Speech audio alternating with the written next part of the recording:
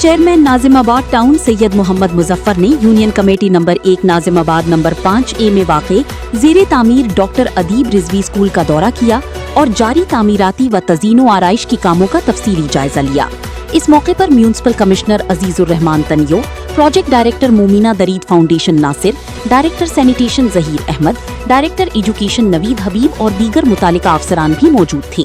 اس موقع پر چیئرمین ناظمآباد سید محمد مظفر نے سب سے پہلے مومنہ درید فاؤنڈیشن کا شکریہ ادا کیا اور بتایا کہ یہ عمارت پہلے کسی اور اسکول کے نام سے جانی جاتی تھی، مگر کئی برسوں سے یہ اسکول عدم توجہی اور بنیادی سہولیات کی کمی کا شکار تھا۔ یہاں زیر تعلیم بچوں کے لیے نہ مناسب تعلیمی ماحول موجود تھا اور نہ ہی وہ سہولتیں فراہم تھیں جو ایک معیاری تعلیمی ادارے کا حصہ ہونی چاہیے۔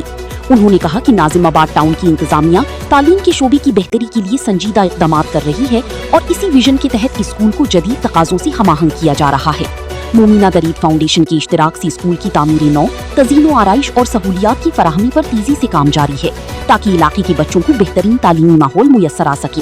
چیئرمین ناظمآباد ٹاؤن سید محمد مظفر نے مزید کہا کہ جس طرح علامہ اقبال اسکول کو جدید خطوط پر استوار کیا گیا، اسی طرز پر ڈاکٹر ادیب رضوی اسکول کو بھی ایک مثالی اور معیاری تعلیمی مرکز بنایا جا رہا ہے۔ انہوں نے امید ظاہر کی کہ تعمیراتی کام مکمل ہونے کے بعد اسکول کا باقاعدہ افتتاح کیا جائے گا۔